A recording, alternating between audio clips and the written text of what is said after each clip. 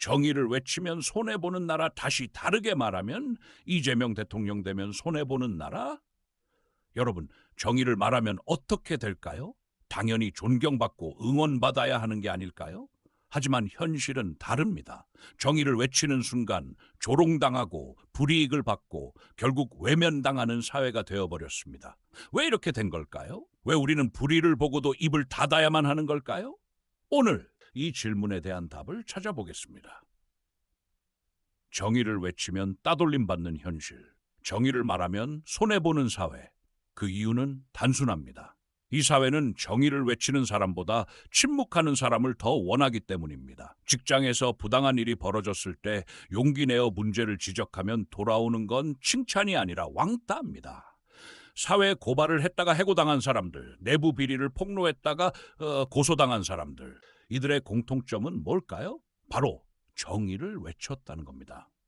우리는 정의를 이야기할수록 불편해지는 사회에 살고 있습니다. 누군가는 말합니다. 왜 굳이 긁어 부스럼을 만들지? 조용히 있는 게 이익이야. 그리고 모두가 침묵합니다. 침묵하는 것이 살아남는 길이 되어버린 겁니다. 역사 속에서 반복된 침묵의 대가. 그렇다면 이 현상이 언제부터 시작된 걸까요? 우리는 정의를 외쳤다가 사라진 사람들을 기억해야 합니다. 독립운동가들은 해방 후에도 가난 속에서 살아야 했습니다. 반면 친일파들은 높은 자리를 차지하며 떵떵거렸습니다. 이승만 정권이 들어서면서 정의는 힘을 잃었고 박정희 정권이 시작되면서 정의는 더 이상 존재하지 않는 단어가 되었습니다. 독재에 맞섰던 사람들은 하나둘씩 사라졌습니다. 장준하 선생은 의문의 죽음을 맞았고 전태일 열사는 근로기준법을 지켜달라며 온몸을 불살랐습니다. 그러나 사회는 그들의 목소리를 기억했습니까? 아니요. 오히려 과거에 연연하지 말라는 말로 덮어버렸습니다. 프랑스를 보십시오. 2차 대전 후 프랑스는 나치 부역자들을 가차없이 처벌했습니다. 반역자들은 재판을 받았고 수천 명이 총살당했습니다. 그렇게 그들은 다시는 같은 실수를 반복하지 않겠다는 다짐을 행동으로 보여줬습니다. 그러나 한국은 어땠습니까? 친일파 청사는커녕 그들이 정치와 경제를 장악했습니다. 독립운동가들은 소외되고 친일파 후손들은 여전히 기득권을 누리고 있습니다. 그러니 정의를 외치는 사람들이 조롱받는 것은 어쩌면 당연한 결과입니다. 역사를 되풀이할 셈인가요? 이번 땐 꼭 계엄 주동자들에게 엄중한 사법적 책임을 물어야 됩니다. 이제 우리는 어떻게 해야 하는가? 그럼 우리는 이 현실을 그냥 받아들여야 할까요? 아니요. 변화를 위해 우리가 할 수 있는 일들이 있습니다. 첫째, 역사를 기억해야 합니다. 과거를 잊지 않는 것이 정의를 바로 세우는 첫걸음입니다. 둘째, 작은 불이라도 외면하지 않아야 합니다. 정의는 거창한 것이 아닙니다. 우리 주변에서 벌어지는 작은 부당함을 외면하지 않는 것부터 시작됩니다. 셋째, 침묵하지 않는 사람들이 많아져야 합니다. 한 명의 목소리는 작을 수 있습니다. 그러나 그 목소리가 모이면 세상을 바꿀 힘이 됩니다. 이제 우리 모두가 답할 차례입니다. 정의를 말하면 손해보는 현실, 바뀔 수 있을까요? 아니면 우리는 계속 침묵해야 할까요? 이재명 대통령 되면 대한민국은 망국으로 나아갈까요? 유시민 작가의 대답을 들으면 들을수록 대통령은 하늘이 내린다는 생각을 지울 수가 없습니다. 대통령이나 대통령이 되려는 사람들이나 모두 하늘을 가까이 하고 두려워해야 합니다. 이번에는 이재명으로 같이 가시죠. 윤석열의 사법 암살, 이재명을 죽이려는 권력의 칼날.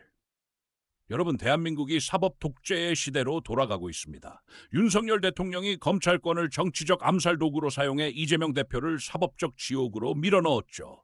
과거 독재 정권도 하지 못한 권력의 집요함, 지금 이 순간 재현되고 있습니다. 윤석열은 대통령이 되자마자 이재명 제거 프로젝트를 시작했습니다. 관용차 사용 내역, 법인카드 결제 기록, 삶의 모든 흔적을 뒤집어 엎었습니다. 기소 자체가 목적이었죠. 유죄든 무죄든 그저 일주일에 3번 법정 출두만 강요하면 됐어요. 이게 사법 절차입니까? 아닙니다. 이건 검찰 특수부대를 동원한 정치적 말살입니다. 야당 지도자를 사법 리스크로 낙인 찍는 순간 국민은 권력의 프레임에 속아 넘어갔습니다. 역사가 증명하는 권력의 패턴. 1980년대 전두환은 야당을 빨갱이화로 몰았습니다. 2020년대 윤석열은 야당을 사법 리스크로 몰아갑니다. 목소리 주기 기술만 디지털로 업그레이드했을 뿐 본질은 똑같아요. 문제는 복수의 정치화가 멈추지 않는다는 겁니다. 지금 민주당이 윤석열식 복수를 약속한다면 내일 국민의힘 당권자들도 관용차 기록부터 애인 통화 내역까지 탈탈 털릴 겁니다. 이건 민주주의의 자살입니다. 윤석열의 진짜 목표는 이재명 유죄가 아니에요. 정치적 고통을 최대화해 지지층을 붕괴시키는 거죠. 법정 출두, 뉴스보도, SEA 조작, 여론 악화, 이게 바로 사법 테러의 표준 매뉴얼입니다.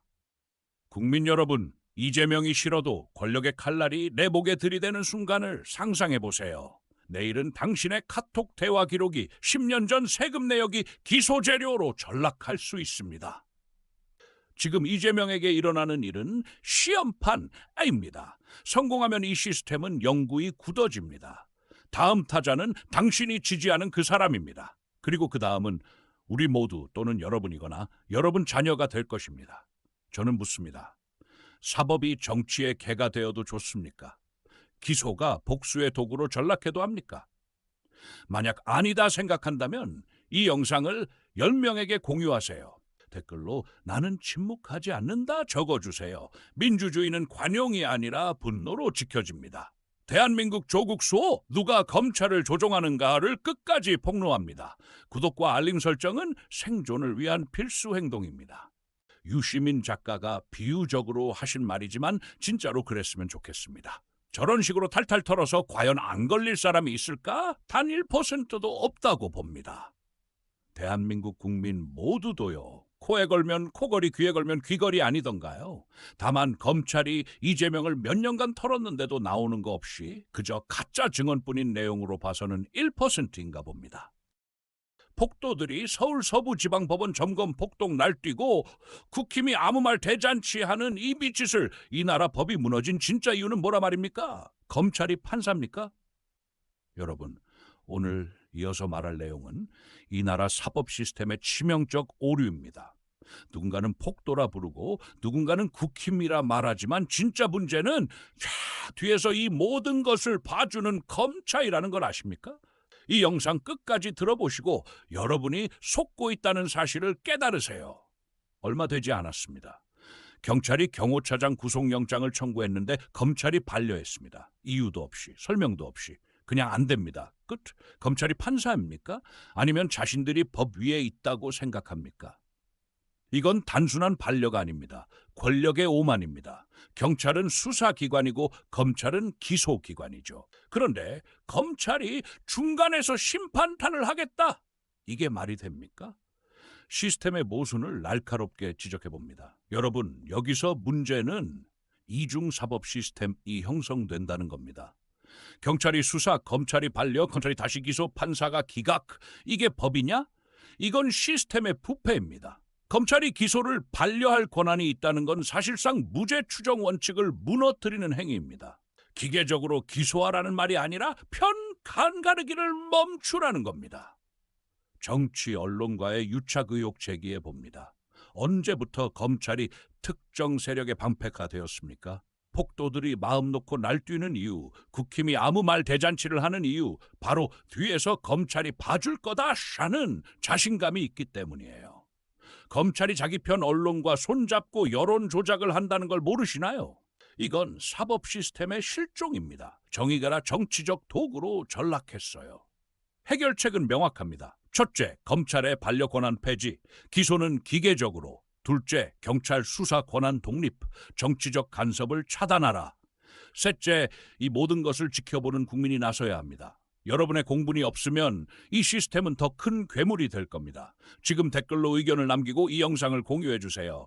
나는 모른 척하지 않겠다. 사는 선언입니다. 마지막으로 경고합니다. 검찰이 판사 노릇하는 나라에선 결국 진짜 판사는 국민입니다. 여러분이 잠들면 이 사회도 잠듭니다. 깨어 있으세요. 광장으로 나오셔서 함성으로 응답하세요. 검찰의 행태를 보면 검찰은 민원실이나 차려라 이게 나라냐? 여러분, 이 나라 검찰이 기소라는 단어 자체가 아깝다는 걸 아십니까? 눈앞에 서류 놓으면 뭐합니까? 도장 찍을 생각도 안 하는데 차라리 동사무소 민원 창구로 보내버려야 합니다. 주민등록증 발급이나 해주는 게 나을 거요. 누가 검찰을 법의 수호자라 했습니까? 쥐새끼들이 곡식 창고 지키면 어떻게 되겠어요? 경찰이 땀 흘려 잡아온 범죄자를 검찰은 기소 반려라는 한마디로 풀어줍니다. 이게 무슨 희극입니까? 기소? 말도 마세요. 저들이 기소할 자격이 있나? 민원인데도 10번 방문, 20번 서류 재제출 시키는 게 답니다. 그런데 살인, 부패, 권력범죄는 증거 불충분이죠. 죽어라 수사한 경찰만 바보되고. 검찰은 이제 기소 접수 대행센터로 전락했습니다. 들어오는 사건은 다 반품하고 민원 처리로 일관하죠. 신분증 재발급, 이나 주차 딱지 발부, 나 시킨 게 낫겠어요. 차라리 AI 로봇이 기소 결정하면 공정하겠다. 아니 이게 웃기죠?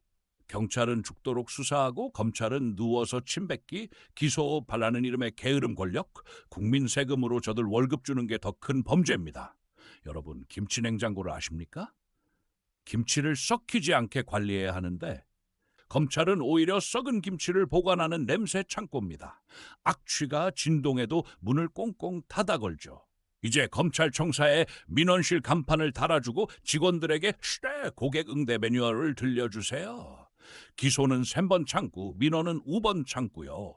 국민을 또라이 취급하는 놈들은 그렇게 다루는 게 맞습니다. 저놈들이 기소를 안 하겠다면 우리가 직접 세우겠습니다. 민중검찰? 수십만 국민이 기소청원 서명을 하면 저들도 입 다물고 일어설 겁니다. 여러분의 이름 하나가 검찰의 뺨을 후려칩니다. 이 영상을 보고도 가만히 있다면 당신은 이미 저들의 공범입니다. 마지막 경고합니다. 기소할 힘도 의지도 없는 검찰은 폐지하라. 국민이 주인인 이 땅에서 주인을 배신한 종은 쫓아내야 합니다. 공유는 분노의 철퇴입니다. 퍼뜨리세요. 내일은 우리의 법정이 열립니다. 앵커도 참지 못한 MBC 폭력 사태. 언론이 죽으면 민주주의도 죽는다. 여러분, 언론 자유가 죽어가는 소리가 들리십니까? 윤석열 탄핵 찬성 집회엔 서부지법 습격한 폭도들에게 앵커까지 분노한 MBC 직원 폭행 사건. 이건 단순한 폭력이 아닙니다. 진실을 말하는 자들을 침묵시키려는 권력의 협박입니다. 니네 방송 망하게 해줄까? 가해자가 내뱉은 이 한마디가 모든 걸 설명합니다. 카메라를 부수고 제작진을 밀치고 진실을 파괴하는 폭력? 이건 테러입니다. 대한민국 국민과 세계 주요 언론사가 최고라고 하는 1호 MBC 방송사를 향한 조직적 테러. 주말 앵커가 속으로 눈물 흘리며 방송 중단할 결심까지 한 이유를 아십니까? 뉴스룸이 전쟁터가 되다니 이 나라가 미쳤습니까? 단체라는 이름으로 의견 표명이라는 미명으로 누가 이 폭도를 보냈는가? 이 사건은 우연이 아닙니다. 체계적인 언론 공격의 시작입니다. 역사가 증명하죠. 독재 정권은 항상 언론 폭력으로 시작했습니다. 2024년 그들이 선택한 무기는 철장이 아니라 몸싸움입니다. 하지만 목적은 똑같아요. 너희 입 닥쳐라는 위협. 오늘은 MBC, 내일은 여러분의 가족입니다. 폭력이 합리화되는 순간 누구도 자유롭지 않습니다. 이재명 지지자, 윤석열 지지자, 진실을 말하는 모든 목소리가 다음 타깃입니다. 당신이 공유한 그 글, 올린 그 영상, 폭도들이 당신 집 앞에 나타날 수도 있습니다. 이게 공포가 아닙니까? 우리는 물러서지 않겠습니다. 부서진 렌즈마다 더 많은 카메라가 들어설 겁니다. MBC 직원의 피가 언론의 초석이 될 것임을 경고합니다. 대한민국 수호와 함께하는 여러분은 제2의 가해자가 되지 마십시오. 공유하라! 외쳐라! 우린 폭력에 눌리지 않는다고. 기억하십시오. 언론을 공격하는 자는 국민을 공격하는 자입니다.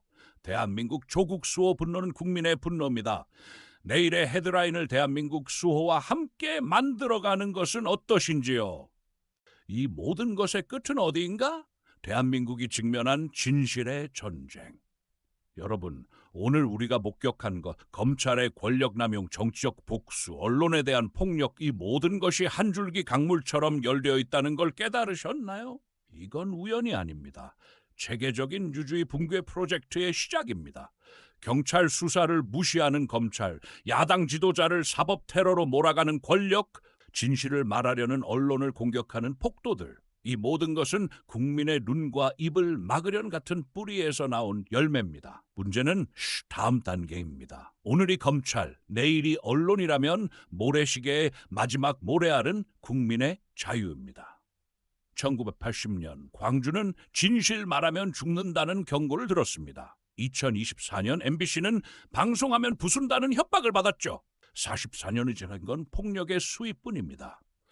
과거 고문실에선 전기 충격기로 입을 막았지만 현재는 사법 시스템으로 목소리를 죽입니다. 진실을 숨기는 기술만 디지털화된 겁니다. 여기서 구독자분에게 물어보겠습니다. 당신은 이 시스템의 공범입니까? 저항자입니까? 공유하지 않고 외면하고 내일 아니야 한다면 당신은 이미 침묵이라는 이름의 가해자입니다. 내일 당신의 핸드폰이 범죄 증거 수로 수사실에 놓일 겁니다. 우리는 물러서지 않을 것입니다.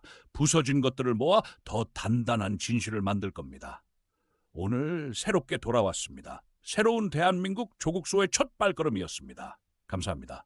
대한민국 조국수호 채널은 오직 1% 깨어있는 시민과 함께 항상 그렇듯 대한민국을 사수하는 길목에 항상 맨 앞에 있겠습니다.